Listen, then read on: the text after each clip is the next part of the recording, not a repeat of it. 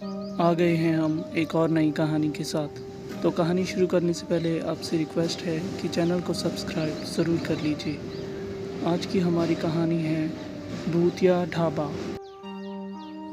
एक दिन बच्चों ने पिकनिक जाने की बात कही।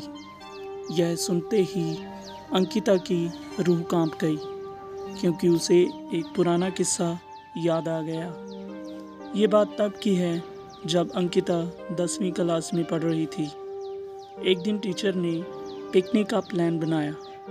अपने सभी दोस्तों के साथ अंकिता ने भी जाने के लिए हाँ कर दी।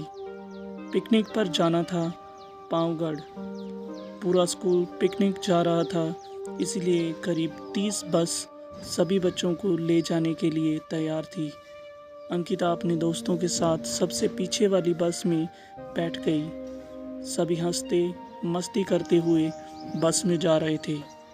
तभी कुछ दूर जंगल के पास जाकर उसी बस से तेज आवाज़ आई। ये वक्त रात के करीब 1:30 बजे का था। ड्राइवर गाड़ी से बाहर निकला तो उसे पता चला कि टायर फट गया है। ड्राइवर ने सबसे कहा कि बस का टायर बदलने में करीब 2 घंटे लगेंगे। आप सब नीचे उतर जाइए, मैं इसे बदल देता हूँ। आप लोग पास के ढाबे में जा सकते हैं, वहाँ गर्मा गर्म चाय पी लीजिए और मैं इस टायर को फटाफट बदलने की कोशिश करता हूँ। ड्राइवर की बात सुनकर सभी बस से उतर गए और पैदल चलते हुए पास के ढाबे में पहुँचे। वहाँ एक बूढ़ा व्यक्ति चाय बना रहा था। इतनी रात को ढाबा खुला हुआ और किसी इंसान को चाय बनाते देख सबको हैरानी हुई। उस बूढ़े इंसान ने कहा, आप सब चाय पी लीजिए, यहाँ अक्सर लोगों की गाड़ी ख़राब हो जाती है, इसीलिए मैं भी अपना ढाबा हरदम खुला रखता हूँ। आप जैसे राहगीरों को कुछ मदद हो जाती है।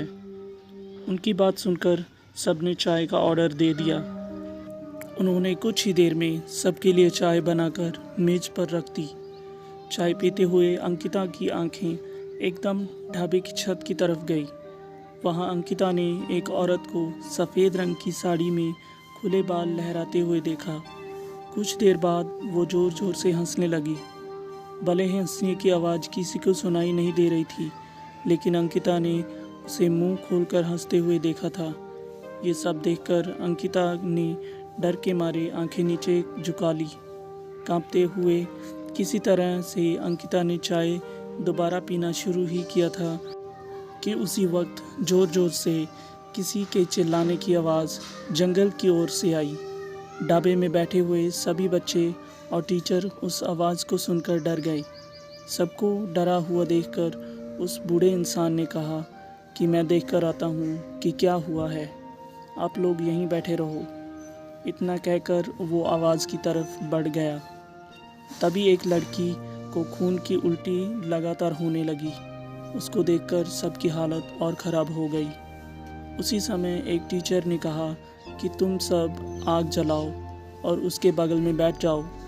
सब ने मिलकर आग जलाई और गोल घेरा करके बैठ गए। टीचर ने सख्त लहजे में सबसे कहा कि अकेले कोई कहीं नहीं जाएगा।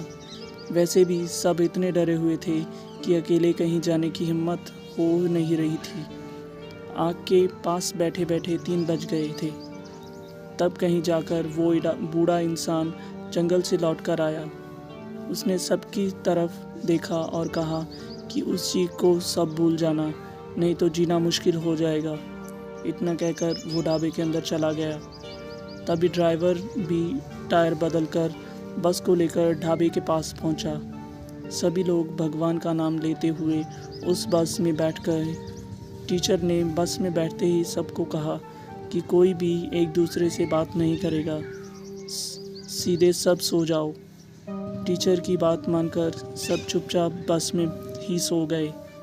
उसके बाद पिकनिक स्पॉट पर पहुंचे और करीब 1 हफ्ते बाद घूमकर आ गए।